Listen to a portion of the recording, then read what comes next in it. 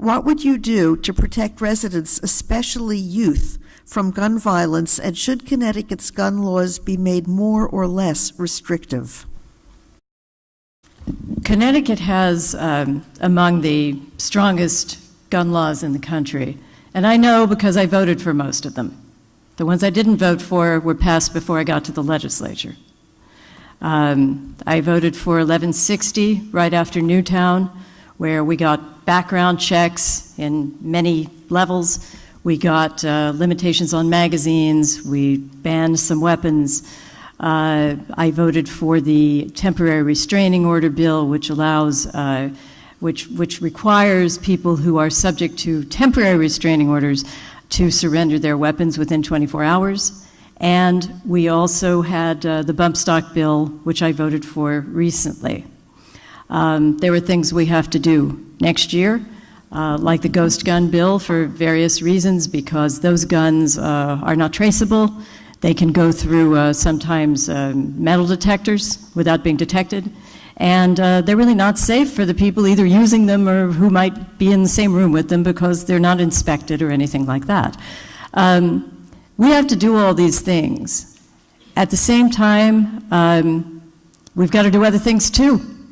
And we've got to keep working on a culture of violence that we have in this country that has somehow precipitated all of the incidents that we've seen recently.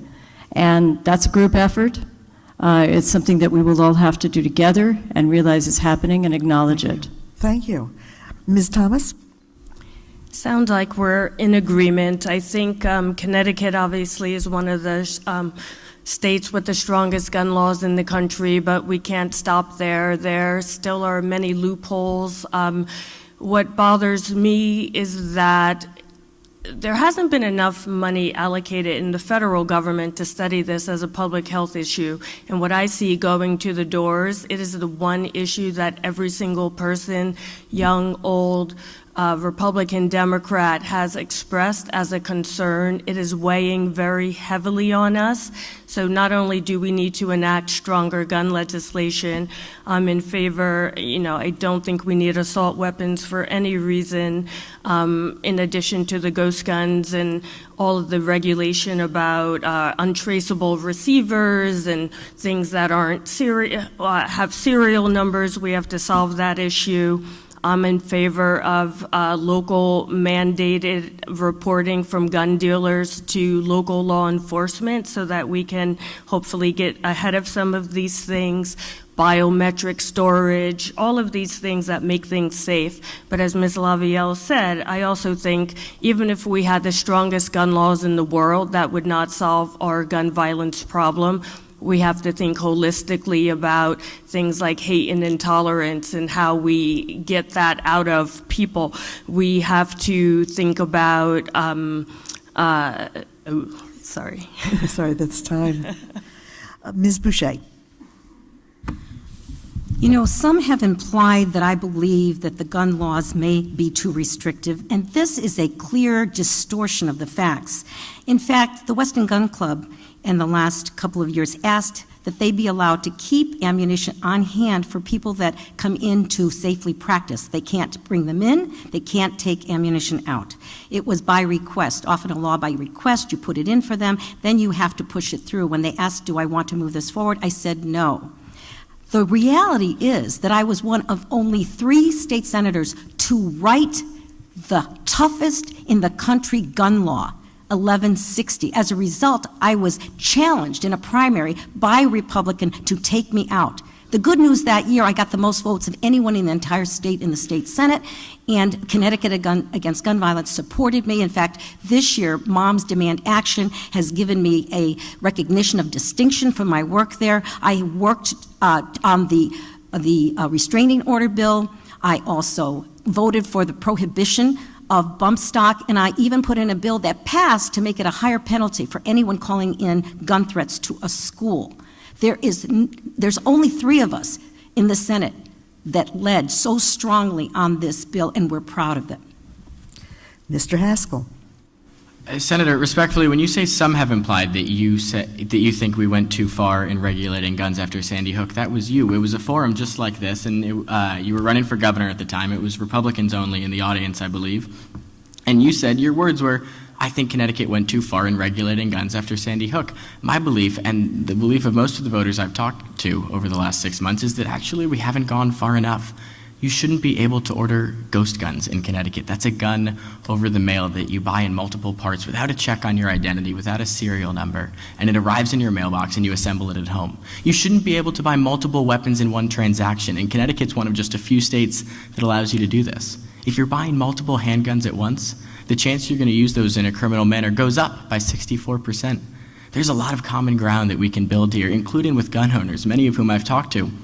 At their doors, they agree that we should be doing more to fight gun violence, and it really has become a defining issue in this race. You mentioned that when you go door to door, you hear a lot about property taxes. I do too, but I also ask at every single door, what's the most important issue for you? And I have to tell you, the most common response I hear is common sense gun regulation. I started this campaign in March, speaking to a crowd of 13,000 people in Hartford at the March for Our Lives, and they weren't just Democrats. There were Republicans and unaffiliateds. They were young people who aren't old enough to vote yet, and their parents and their grandparents coming together because this is an issue of moral clarity and severe urgency in Connecticut. People don't feel safe, and it's our job to fix that. Time. Thank you. Mr. O'Day. Thank you. I just want to address, I'd say ditto with Gail and Tony on, I was part of that vote in voting for the strictest gun regulations in the country. I also voted for banning the ghost guns. As far as school security, one of the things that Wilton does right that New Canaan doesn't yet do right, and that's having the dog go through the high school unannounced for not only guns, because the dogs can be trained to smell out gunpowder and explosives, but they also are used to sniff out drugs. And I think the opioid epidemic we have going on here mandates that we have dogs going through the schools, not only looking for guns and explosives, but more importantly, even opioids and drugs. So the one thing I will say in response on Senator Boucher's behalf, there is not a person in this room that has done more for gun safety and children and education than Senator Boucher. And I'm sorry, Will, but if you keep saying and attacking her like that, I'm going to call you out because you're wrong. You graduated college last May, and Tony's been working very hard. Hold on. Hey, cool it, audience. Audience, come on. Tony Boucher has been working harder than anybody in this room, and I would argue in this state, for gun safety and the safety of our children and the welfare of our residents. Thank you. Thank you. Ladies and gentlemen, if I continue to hear outbursts from the audience, I will terminate this debate. Enough already, guys. All right, Mr. Tartell. Thank you. Much of what I would say has been said, but there's a couple of things that I just want to add. On March 14th, when there was the March for Our Lives, I was here. I was interviewed by Channel 12, and I talked about how all voices need to be heard. And voices need to be heard, and they need to be heard in the right way, in a way that's civil, and that makes a lot of sense and is respectful for our society. The guns in our society are a threat to the way we live our lives, and they are a threat in so many different ways. 2/3 of those who commit suicide use a gun. Why do they use a gun? Because it's very effective. Most people who die because they're on the wrong end of a gun know the person who's pulling the trigger. Those are critical pieces of our society that we need to attend to. That's more than just making sure that guns are available or not available. We need to have the insurance so that people have full coverage for the mental health issues that they face that lead to things like suicide. We need to make sure that we tax guns.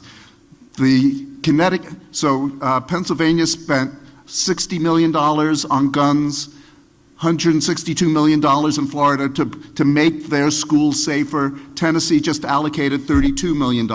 It's a lot of money, and those are ways that that we are taxed. I'm afraid that's time. Does anybody wish to rebut or extend on this one? All right, thank you.